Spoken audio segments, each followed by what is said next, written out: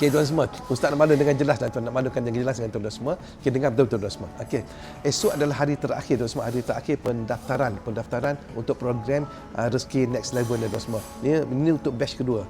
Ustaz tak mau janji kan batch ke berapa pun, ini batch kedua tuan semua. Jadi program ni berjalan dengan selama 30 hari sebulan tuan semua, dibuat cara berjemaah. Berjemaah maksudnya tuan-tuan, Cikgu Mirul, Ustaz dan juga Teacher Lin akan bersama dengan anda dengan kelas live mingguan, dengan peringatan harian, dengan curhat anda, curahan hati anda, dengan soalan-soalan yang anda nak tanya, Cikgu Mirul boleh jawab, Ustaz boleh jawab, dan Teacher Lin boleh jawab, dan juga anda akan dibimbing supaya anda tidak berjalan secara bersendirian tuan semua.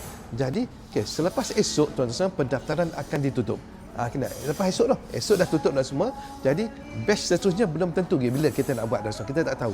Jadi sempena penutup hujung tahun ni, hujung 2025 ni tuan semua, bagi anda yang menyertai ada kata sesi atau package VIP Rezeki Next Level ni, anda akan dimasukkan dalam satu grup tuan semua, itu cabutan bertuah yang mana anda akan dapat bertuah kalau anda bertuah, anda akan dapat apa semua? Itu hadiah daripada Habib Jual Gold tuan semua. Ni, tuan tengok ni tuan tengok ni.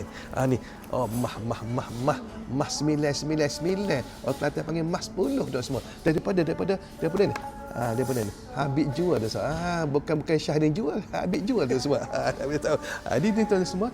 Jadi sebagai tanda penghargaan untuk anda yang buat keputusan pada malam ni tuan semua. Jadi persoalannya bukan tentang masa tuan semua, tetapi sama ada anda nak teruskan menangguh kehidupan anda ataupun nak langkah lebih maju untuk maju pada tahun 2026 dengan rezeki yang berlimpah ruah tuan semua. Jadi jika anda rasa peluang ni adalah peluang terbaik untuk anda, jom daftar segera sebelum ia ditutup.